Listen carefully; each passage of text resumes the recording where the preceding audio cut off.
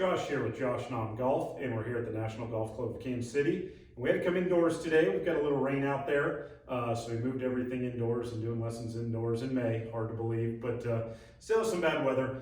But I wanted to make this quick video about something that I call the death move in the golf swing. And I see this from way too many people. It's really hurting their golf game. One simple drill, one little tip, and I know that these people are going to improve a ton. And there's a good chance you're going to be one of them if you're watching this. This applies to your golf swing. I think this is going to help a lot because this is kind of one of those moves I see in the golf swing that there's no real way to be a great player with this move. So what I'm talking about is a move in transition where the club gets narrow and steep. And this to me is what I call the death move. So most players that I see on a daily basis have fairly functional backswings. They're not all great, but they're fairly functional. The club's skidding up here, pretty good on plane. It may get a little across the line or a little laid off, but it's pretty good on plane. But what they do from there in an effort to try to hit it a long ways, what this move feels powerful is from up here, they really pull down and in, right? They yank on those hands to try to add some speed to it. And what that does is it gets them very steep with the club shaft here, and it gets the arms very narrow.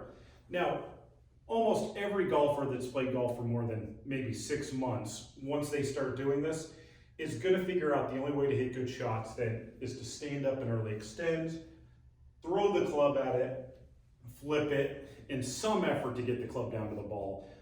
Because as you can kind of see in this video, it's very hard to make good contact from there with any club. Now let's talk a little bit about what should happen in the golf swing and what good players do. What good players do when they get to the top, and again, as long as you have a pretty functional backswing, no problems if you're a little cross or laid off. But what good players do is when they get to the top, their arms actually work away from them and the right arm straightens. So most tour players have about 90 degrees of bend in the right arm at the top of the backswing. So they get up here, you see about 90 degrees. And then from there, their right arm's actually straightening, the right elbow is straightening, and they're pushing their arms out and away. And you see how that can shallow the golf club now.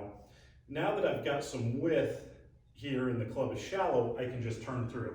Now when you're practicing this, make sure you don't throw the lag away with the wrists, okay? We're still keeping the same wrist angles, but we're straightening the right arm out to there and then just turning through the ball. So a great drill to kind of get this feeling is going up to the top of the backswing, straighten the right arm early, push it away like I'm pushing my arms out towards the camera to about there. You see how the club's shallow, and then just turn through.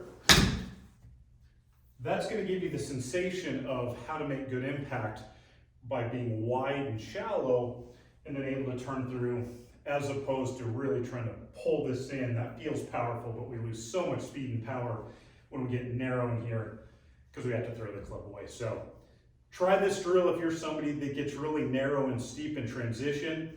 Work on getting the right arm to straighten and kind of push away from the body in transition. It's kind of away and straighten, and then let yourself turn through. Practice that a little bit, and I know you're going to be hitting the ball a lot better.